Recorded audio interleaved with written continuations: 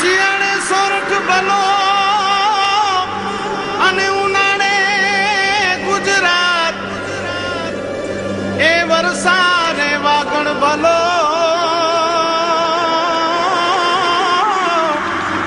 એ પાછો કચ્છનો બારે માસ। માં આશાપુરા ન્યૂઝ ચેનલમાં આપનું હાર્દિક સ્વાગત છે। હું આપની સાથે જુલી પઢારિયા। જોઈએ સ્થાનિક સમાચાર। ભુજ નગરપાલિકાની સામાન્ય સભામાં ધાંધલ મચી ગઈ હતી।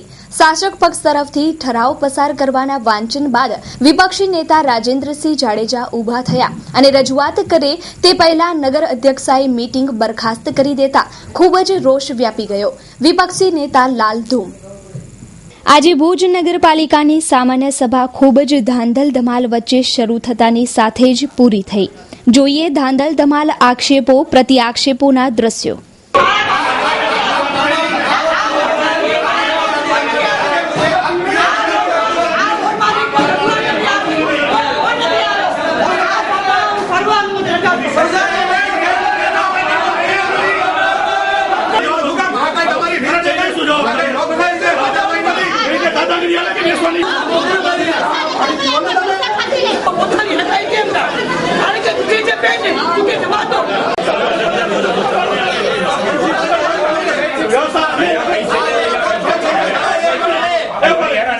આજે સામાન્ય સભામાં પ્રમુખ માટે નવી ગાડી લેવી, સુલભ શૌચાલયો બનાવવા વગેરે ઠરાવ લાવવા માટે વંચાણ થયા બાદ આ બનાવ બન્યો।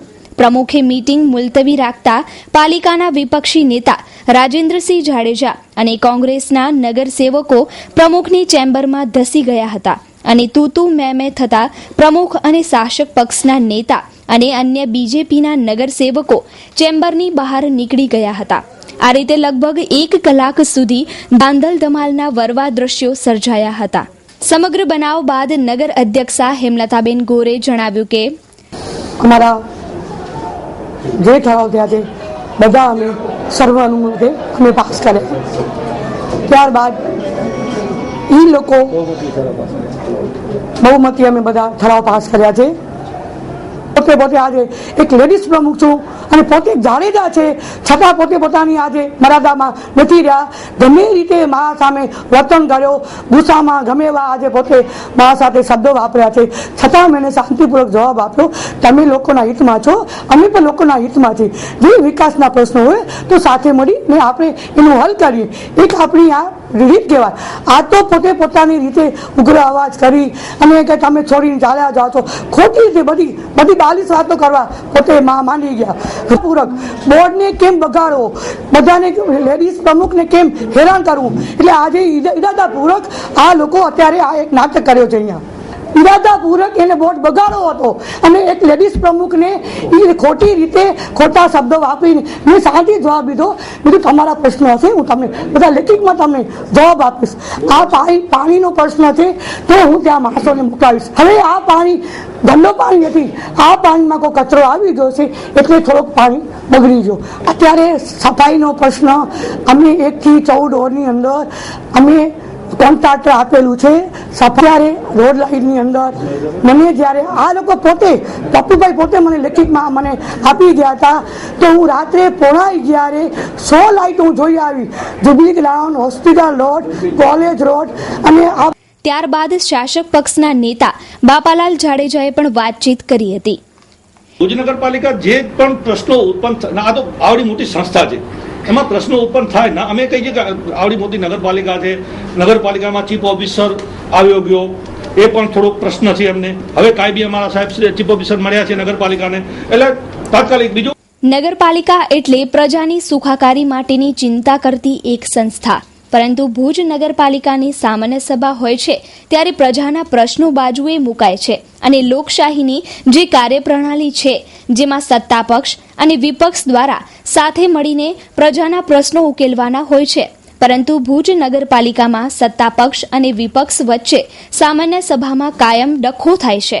આ વખતે પણ સફાઈ મુદ્દે સત્તાપક્ષે સબ બરાબરની વાત કરી હતી ત્યારે વિરોધ પક્ષના નેતા રાજેન્દ્રસિંહ જાડેજાએ મા આશાપુરા ન્યૂઝ અને કચ્છિયા ટીવી સમાચારના ખાસ કાર્યક્રમ સાંભળો છો, જેમાં સ્વચ્છતા અભિયાન અંતર્ગત ભુજમાં પથરાયેલી ગંદકીને તંત્ર સમક્ષ મૂકે છે એ સાંભળો છો કાર્યક્રમને ટાંકીને સત્તા પક્ષ પર પ્રહાર કર્યા હતા અને કહ્યું હતું કે મા આશાપુરા ન્યૂઝ અને કચ્છિયા ટીવી સમાચારના સાંભળો છો કાર્યક્રમને ક્યારેક સાંભળો તો ખબર પડશે કે ભુજમાં કેટલી ગંદકી પડી છે. જે રીતે તમે જોયું મીડિયાની હાજરીમાં જે સભાની શરૂઆત થઈ, એમણે મુદ્દાઓ મૂક્યા, પોતાની રીતે ઠરાવો એકથી કરી અને આટલા રાબેતા મુજબ જે રીતે એ લોકો લે છે એ રીતે એમણે લીધા. અમે મોરચા અને અમનનગર વોર્ડ નંબર 1નો મોરચો અને વોર્ડ નંબર 13નો મોરચો, બધી બહેનો દીકરીઓ સામાન્ય સભાથી પહેલા જ્યારે આ મોરચા લઈને આવતા હોય ત્યારે અમે સામાન્ય સભા ન ખોરવાય, આ બધા મોરચા લઈને આવતા એટલે સામાન્ય સભામાંથી જે આ ભાગવાની જે વૃત્તિ છે એ ન વૃત્તિ એ લોકોનો બર ના આવે.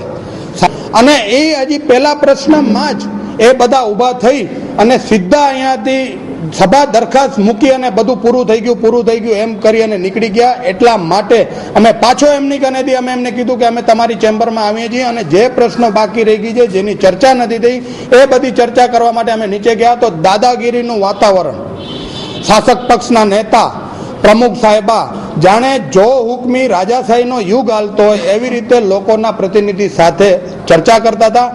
અમે એમના દાદાગીરીને જરાય પણ વશ થયા નથી. અમે લોકોના જે પ્રશ્નો હતા, લોકોના પ્રશ્નોની વાચા આપવા માટે અમે એમની પાસે વારંવાર રજૂઆતો કરી હતી. મહિલા પ્રમુખ છે, અમે એમનું હંમેશા સન્માન રાખ્યું છે, પણ લોકોના પ્રશ્નોને વાચા આપવાનું કામ પણ મહિલા પ્રમુખનું છે. મહિલા પ્રમુખ તો બધું જાણી શકે કે ઘરમાં આજે શું પરિસ્થિતિ. એ રીતે આજે ભુજ નગરપાલિકામાં અનેક વરવા દ્રશ્યો સર્જાયા હતા.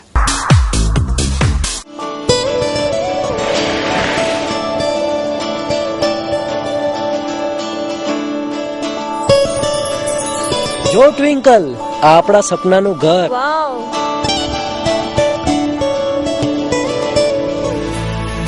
વાવ, Italian tiles,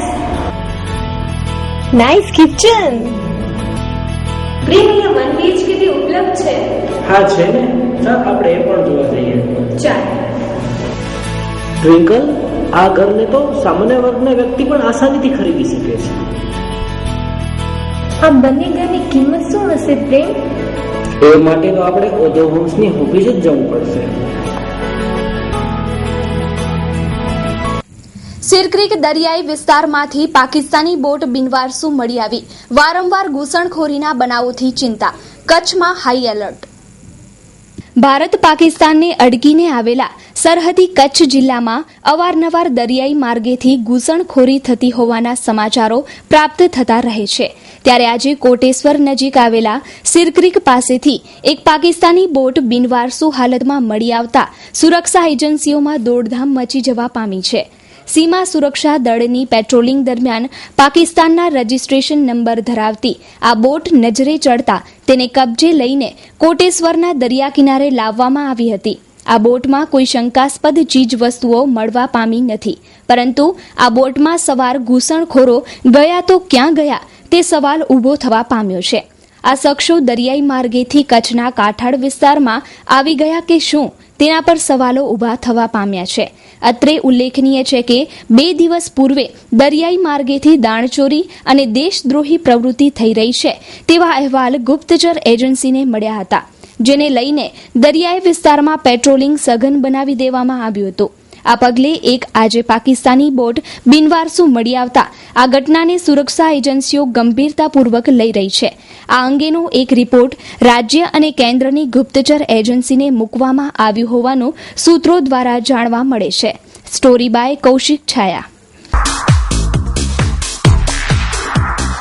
Kutch trade fair Bhuj Utsav 2014 તારીખ 7/11/2014 થી તારીખ 23/11/2014. સમય સવારે 10 થી રાત્રે 10 સુધી. સ્થળ Sanskruti garba ground, hotel prince residency સામે, college road, Bhuj, Kutch. Home decor, readymade garment, season store, home appliances, gift articles, imitation jewellery, ફરસાણ, મડવર્ક આર્ટ, માટીકામ, કચ્છી તેમજ હરિયાણા હેન્ડલૂમ તેમજ હેન્ડીક્રાફ્ટ વગેરે આઇટમો. આયોજક Hunar of Kutch, RLD group, Ramesh light mandap and generator house, MES Madhapar road, Bhuj. Mobile number 98 250 65 721, 99 789 65 721, 93 767 29 726. Email address hunar.off.kutch@gmail.com. નોંધ: 1 વર્ષમાં સંપૂર્ણ ગુજરાતમાં 20 મેળાનું આયોજન હોતા કચ્છી હેન્ડલૂમ અને હેન્ડીક્રાફ્ટના વેપારીઓને ભાગ લેવા આમંત્રણ છે. ભુજ નગરપાલિકા તરફથી રખડતા ઢોરોને ડબ્બે પૂરવામાં આવે છે. ઢોર માલિકો આ ઢોરને છોડાવતા નથી અને રસ્તે રખડતા મૂકે છે. નાગરિકો પરેશાન થાય છે. જ્યારે ઢોરને પકડવામાં આવે ત્યારે નગરપાલિકા દોષિત કે ઢોર માલિક? અત્યારે કલયુગ છે, એનું સૌથી મોટું કોઈ દ્રષ્ટાંત હોય તો તે છે રખડતી ગાયો.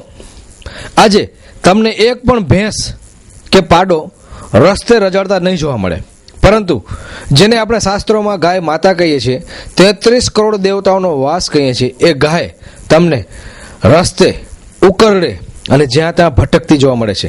એટલે જ કહી શકાય કે આ કળિયુગ છે. વર્ષોથી ભુજમાં રખડતા ઢોરોનો ત્રાસ છે. ન્યૂઝ ચેનલ તથા અખબારોના પાને ઢોરોથી ઉત્પન્ન થતી સમસ્યા રજૂ થાય છે.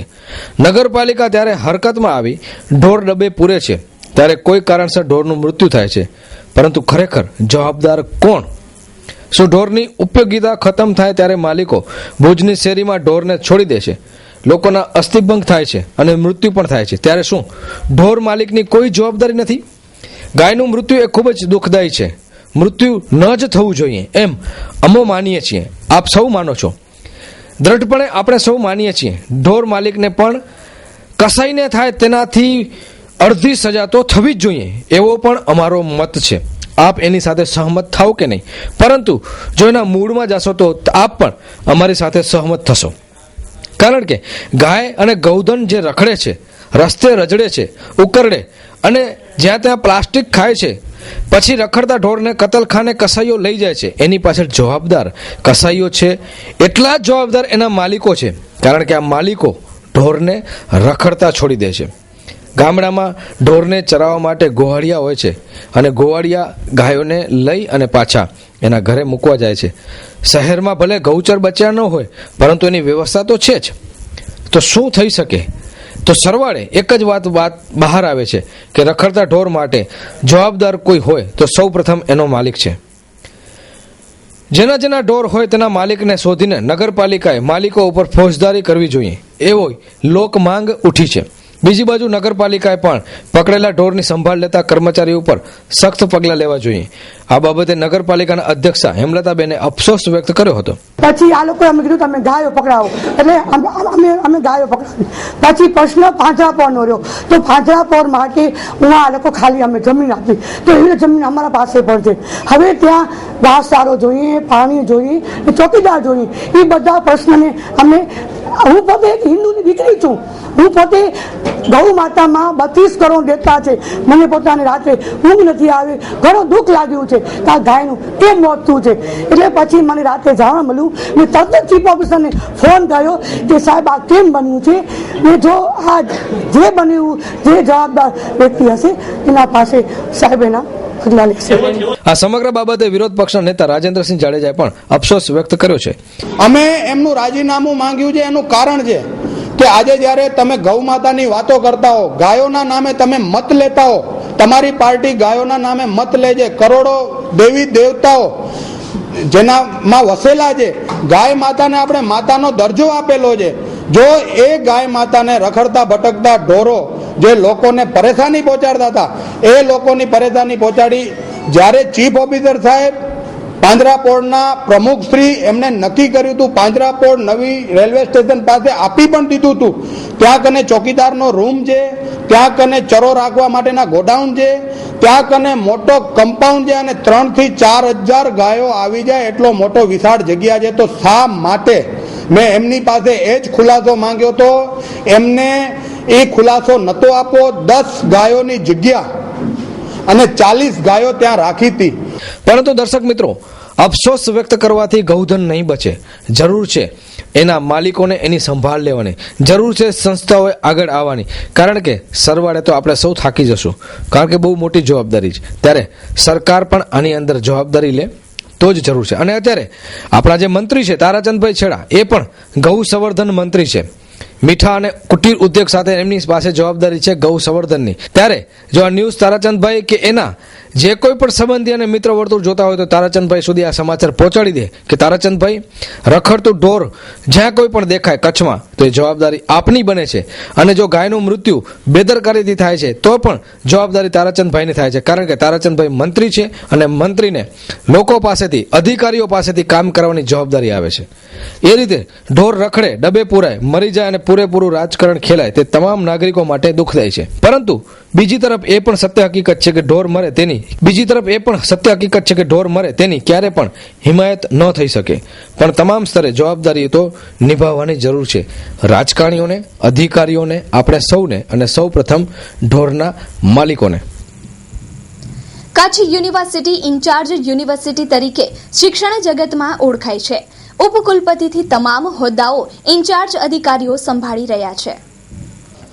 કચ્છ યુનિવર્સિટીમાં ઉચ્ચ કક્ષાની દરેક જગ્યાઓ ખાલી છે અને ઇન્ચાર્જ અધિકારીઓના ભરોસે ચાલે છે. ક્યારે ઉપકુલપતિ શ્રી નિમાશે તથા અન્ય ઉચ્ચ કક્ષાના પદો ક્યારે ભરાશે, આ બાબતે યુનિવર્સિટીના એક્ઝિક્યુટિવ કાઉન્સિલના સદસ્ય ત્રિકમભાઈ છાંગા સાથે મા ન્યૂઝના નવીન મહેતાએ ખાસ વાતચીત કરી. કચ્છ યુનિવર્સિટી જ્યારથી થઈ છે ત્યારથી કંઈ ને કંઈ મુશ્કેલીઓમાં મુકાઈ છે. તે અત્યારે સંપૂર્ણ રીતે ઇન્ચાર્જ સિસ્ટમથી ચાલી રહી છે. ત્રિકમભાઈ છાંગા એક્ઝિક્યુટિવ મેમ્બર છે. તેમણે હાઈકોર્ટમાંથી પોતાની રીટ પણ પાછી ખેંચી લીધી છે. હવે ક્યારે તેના ઉપકુલપતિ નિમાય તેની ઉપર બધાની નજર છે. અને આ યુનિવર્સિટીમાં જે તીવ્ર રીતે સ્ટાફની અછત છે તે પણ દૂર થવી જોઈએ તેવું વિદ્યાર્થી વર્ગ પણ માને છે, જેથી યુનિવર્સિટીનું સંચાલન સારી રીતે થઈ શકે. આ ઇન્ચાર્જ સિસ્ટમથી ચાલતી યુનિવર્સિટીને સરખી કરવા માટે શું કરશે ત્રિકમભાઈ, એ આપણે તેમની પાસે સાંભળીએ. કચ્છની યુનિવર્સિટીમાં અભ્યાસની અને અભ્યાસક્રમની જે વિશાળ તકો રહેલી છે એ તકનો ઉપયોગ કરીને આ યુનિવર્સિટી હું તો ત્યાં સુધી કહું છું કે ભૂતકાળની તક્ષશિલા કે નાલંદા કે વલ્લભા વિદ્યાપીઠ જેવું પણ સ્થાન પ્રાપ્ત કરે એવી લાગણી વ્યક્ત કરું છું. યુનિવર્સિટીના એક એક્ઝિક્યુટિવ કાઉન્સિલના મેમ્બર તરીકે ભૂતકાળમાં જે કંઈ કરવા પડવું હતું કર્યું હતું. નવા અભ્યાસક્રમ અને સ્ટાફની ભરતી બાબતમાં પણ વખત રજૂઆત કરેલી છે. આવતા દિવસોમાં પણ જ્યારે હવે આ કામ સરકારે હાથ ઉપર લીધું છે ત્યારે એક પૂર્ણ કક્ષાની યુનિવર્સિટી બને એ દિશામાં જે કંઈ પ્રયત્નો થશે એમાં હું સહભાગી બનવા માટે પ્રયત્ન કરીશ. એ રીતે હવે ત્રિકમભાઈના જણાવ્યા મુજબ અનેક પ્રશ્નોના ઉકેલ હાથ વેતમાં છે. આ બિનખેતી કરેલી જમીન છે અને તલવાણા ગામને અડીને છે. પ્લસ 72 હપ્તા 2500 રૂપિયાના છે, જેની અંદર 7 હપ્તા 12,500 રૂપિયાના આવે છે અને 1,80,000 તમને રોકડામાં આપું છું, એનો તરત દસ્તાવેજ થઈ જાય છે, એટલે 70,000 રૂપિયાનો તમને ફાયદો થાય. બીજું 3.5 લાખ રૂપિયા તમે મને આજે આપો, તમને પ્લોટનો દસ્તાવેજ કરી આપું ને એ તમને 6 વર્ષનો ચેક હું તમને પાછો લખીને આપું છું, એટલે તમને પૈસા પરત મળી જાય છે અને પ્લોટ મફત થાય છે. તો સાથે રોડ ટચ જગ્યા છે અને લાખો રૂપિયાના ઇનામ છે એની અંદર. જો આ સ્કીમ આપણને સારી લાગી અને બીજું તો રોડ ટચ જગ્યા છે અને લાખોના ઇનામનો લાભ તો ખરો જ. અંકલ, તો અમારો પ્લોટ પણ બુક કરી આપો ને. અમે આ સ્કીમમાં પ્લોટ બુક કરાવ્યો છે, તો તમે પણ આ તકનો લાભ લ્યો અને હનુમાન ડેવલપર્સમાં પ્લોટ બુકિંગ કરાવવા અવશ્ય પધારો. તો અમારું સરનામું છે હનુમાન ડેવલપર્સ, રાજપૂત ક્ષત્રિય સમાજવાડી નીચે, ઓફિસ નંબર 4, માધાપર, ભુજ, કચ્છ. અમારો કોન્ટેક્ટ નંબર છે 8000828871 9924414960. कच्छ में धूल रेसिडेंसी नहीं देखा तो कुछ नहीं देखा. ભુજમાં આવેલ મોટી પોશાળ જાગીર 465 વર્ષનો ઇતિહાસ સાંચવીને બેઠી છે. રાજાના કુંવરને અભ્યાસનો પ્રારંભ આ જાગીર સંકુલમાંથી થતો. સાથે સાથે જયસ્ટી મલની જાણકારી અંગે જોઈએ ખાસ અહેવાલ. ભુજમાં આવેલ મોટી પોશાળ જાગીર 465 વર્ષનો રાજાશાહીનો ઇતિહાસ સાચવીને બેઠી છે. પોશાળ જાગીરના પ્રવીણ ગોરજી હાલે આ ઇતિહાસને યાદ કરતા જણાવ્યું કે અક્ષર જ્ઞાન આપવાનું શાસ્ત્ર મુજબ મને જ્યાં સુધી જાણકારી છે તેમ મુખ્ય વસંત પંચમી અને લાભ પાંચમના જેને જ્ઞાન પાંચમ કહેવામાં આવે છે ત્યારે સરસ્વતીનું ખાસ પૂજન કરવામાં આવે છે. રાજ પરિવાર સાથે મોટી પોશાળ જાગીર 465 વર્ષથી સંકળાયેલી છે. રાજ પરિવારનો કોઈ પણ વંશજ જ્યારે પોતાનો અભ્યાસ ચાલુ કરે ત્યારે તેના પહેલા એને મોટી પોશાળ જાગીરની અંદર સરસ્વતીના મંદિરમાં પહેલા પધારવું પડે અને એના જે મોટી પોશાળ જાગીરના મહંત કે જે ગાદીપતિ હોય એને અમે એકડો ગૂંટાવતા. છેલ્લે એકડો આગમનથી ત્રીજા જે અત્યારના મહારાવશ્રી બિરાજમાન છે ગાદી પર એ પણ મોટી પોશાળ જાગીરની અંદર એકડો ગૂંટી ગયા. મદનસિંહજી સાહેબે જ્યારે પોતાની આત્મકથા વતનનો વાર્તાલાપ જ્યારે એમણે લખ્યું છે ત્યારે કોઈ પણ માણસ જ્યારે પોતાની આત્મકથા લખે ત્યારે એની બચપનથી એની વાત શરૂઆત કરે અને એ લખે. એ રીતે મોટી પોશાળ જાગીર એ રાજાશાહી સમયની ગરિમાને ઉજાગર કરે છે. ત્યારે જયેષ્ઠી મલના ઇતિહાસ અંગે ઐતિહાસિક માહિતી આપતા ઇતિહાસવિદ પ્રમોદ જયેષ્ઠી. એટલે રાજાને જ્યારે લડાઈની અંદર અમુક હાથોહાથની જ્યારે લડાઈ થાય છે ત્યારે મલવિદ્યાની જરૂરત પડે છે. એટલે એ લડાઈ શીખવા માટે મલના જે માણસો હતા જેઠી મલ્લોને એને બોલાવ્યા હતા અને પછી એ જેઠી મલ્લોને એને પોતાના અંગરક્ષક તરીકે પણ એને રાખ્યા અને એને પોતે ગરાસ પણ આપતા. રાજા જ્યારે જન્મ લે ત્યાર પછી જે મોટો થાય એ મોટો એ આના જેષ્ઠી મલની જે બેન હોય એમનો ધાવણ થઈને મોટો થાય છે એટલે એ ધાવમાં કહેવાય અને એને સંપૂર્ણ રીતે એ જે જેષ્ઠી મલનો જે બેન હોય એમનું ધાવણને ડૉક્ટરી રીતે તપાસ કરવામાં આવે અને એને હેલ્ધી રીતે એટલે જેષ્ઠીનો જેવો એટલો થાય છે એનામાં રાખે છે એને. એ રીતે ભુજના એક અતિ પ્રાચીન ઇતિહાસ સાચવનારા પ્રવીણ ગોરજી તથા પ્રમોદ જયેષ્ઠી ખરેખર અભિનંદનને પાત્ર છે. Super gold circus. Super gold circus Chinese કલાકારો સાથે ભવ્ય રજૂઆત. તો એકવાર અવશ્ય પધારો સુપર ગોલ્ડ સર્કસમાં. રોજ 3 ખેલ, બપોરે 3:30, સાંજે 6:30 અને રાત્રે 9:30 વાગ્યે 3 વર્ષથી ઉપરના બાળકોની ટિકિટ લેવામાં આવશે.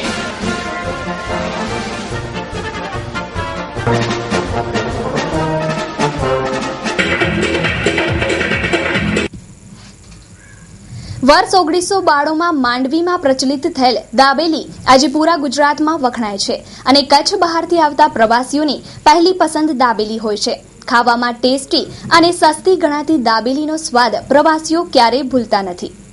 ગુજરાતના ગમે તે ખૂણામાંથી પ્રવાસી કચ્છમાં આવે એટલે તેની પહેલી પસંદ કચ્છી દાબેલી હોય છે. પ્રવાસીઓ આ કચ્છી દાબેલી ખાવાનું ચૂકતા નથી. એક સમયે 1 રૂપિયામાં મળતી દાબેલી આજે 10 રૂપિયા પર પહોંચી છે. તેમ છતાં તેના વ્યાપારમાં કોઈ પણ જાતનો ઘટાડો નોંધાયો નથી. કચ્છના મુખ્ય મથક ભુજના જુદા જુદા વિસ્તારોમાં દાબેલીની દુકાનો અને લારીઓ જોવા મળે છે. 2 દાબેલી ખાતા જ પેટ આરામથી ભરાઈ જાય છે. ખાસ કરીને માંડવીની દાબેલી વર્ષ 1992થી પ્રચલિત છે અને દાબેલીની શરૂઆત જ માંડવીમાં થઈ હતી. માંડવી ફરવા આવતા પ્રવાસીઓ દાબેલી તો ખાય જ છે પણ દાબેલીનો મસાલો પણ સાથે લઈ જાય છે. ઠક્કર ભાવિક. દરરોજ રોટી ખાવ છો? હા, દરરોજ. એનું કાંઈ કે પીઝા છે એ બધું મોંઘું છે ને રોટી અમને ખાવામાં સરળ રહે છે, એમ સસ્તી છે ને પાછી સ્વાદિષ્ટ છે. એટલે કેટલા સમયથી આ રોટી ખાવ છો? હું તો 12 મહિના થયા જેવા. ઘરે જવાનો ટાઈમ નથી મળતો? ના, બહુ ઓછો. એટલે દરરોજ રોટી કેટલી ખાવ છો? દરરોજની 2 થઈ જાય. ભુજની એક લારી પર રોજની 300 થી 1000 દાબેલી વેચાય છે. શહેરના બસ સ્ટેન્ડ, સ્ટેશન રોડ, ભીડ બજાર, હોસ્પિટલ રોડ, મંગલમ 4 રસ્તા, જયનગર અને ભાનુશાલીનગર જેવી વસાહત સહિતના અનેક વિસ્તારોમાં અંદાજે 200 થી વધુ લોકો આ દાબેલીના વ્યવસાય સાથે સંકળાયેલા છે. ખાવામાં ટેસ્ટી અને ભાવમાં સસ્તી એવી દાબેલી કચ્છના લોકોમાં તો ઠીક, પણ કચ્છના બહારના લોકોના મોઢામાં પણ પાણી લાવી દે છે. દુલ્લાભાઈ રોટીવાળા. કેટલા વર્ષથી આ રોટીના વ્યવસાય સાથે સંકળાયેલા છે? આપણે લગભગ આજકાલ કરતા 35 વર્ષ થઈ ગયા. 35 વર્ષ થઈ ગયા. એમાં જે તેદી પણ રોટી એટલી જ ચાલતી હતી, આજે પણ રોટી એટલી જ ચાલે છે. પહેલા રોટીના 75 પૈસા હતા ને આજે 10 રૂપિયા છે. ધોળા હાથી સમાન અટલ મહેલમાં સાધનો અતિ આધુનિક છે, પણ તેને ઓપરેટ કરનાર તજજ્ઞોની ખામી છે. એટલું જ નહીં, કરોડોની આ જીકેમાં તબીબોની પણ મોટી ખોટ છે. એટલે જ ગરીબ માણસો પણ બિચારા સાજા થવા માટે જીકેની બદલે કમરતોડ ડોક્ટરની ફી અને મોંઘી દવા ખરીદવા ખાનગી દવાખાના તરફ રીતસરનો દોટ મૂકે છે, કારણ કે એ બાપલાને જીવવું છે. કચ્છની સૌથી મોટી અને અત્યાધુનિક બિલ્ડિંગ અને આધુનિક સાધનોવાળી સરકારી હોસ્પિટલ એટલે જીકે જનરલ હોસ્પિટલ. છેલ્લા કેટલાય વર્ષોથી આ હોસ્પિટલ કાયમ વિવાદનું કેન્દ્ર બની છે. આ હોસ્પિટલ ક્યારેક ધોળા હાથી તરીકે વગોવાય છે તો ક્યારેક અટલ મહેલ તરીકે વિવાદમાં આવે છે. આ હોસ્પિટલ પાછળ પ્રજાના જેટલા રૂપિયા ખર્ચાયા છે એના કરતા વેડફાયા છે તેમ કહીશું તો ખોટું નહીં કહેવાય. આ હોસ્પિટલનું સંકુલ અબજો રૂપિયાનું છે. આ હોસ્પિટલના સાધનો કરોડો રૂપિયાના છે, તો આ હોસ્પિટલના ડોક્ટર, કમ્પાઉન્ડર, નર્સ, સફાઈ કામદાર, ચોકીદાર, ડ્રાઈવરનો પગાર પણ કરોડો રૂપિયાની નજીક પહોંચી જતો હશે.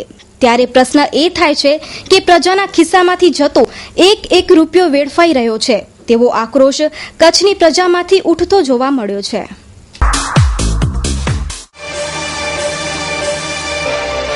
માં આશાપુરા ન્યૂઝ આપ બપોરના 2 થી 2:30 વાગ્યા દરમિયાન તેમજ કચ્છીયત ટીવી સમાચાર બપોરના 2:30 થી 3 વાગ્યા દરમિયાન નિહાળી શકશો.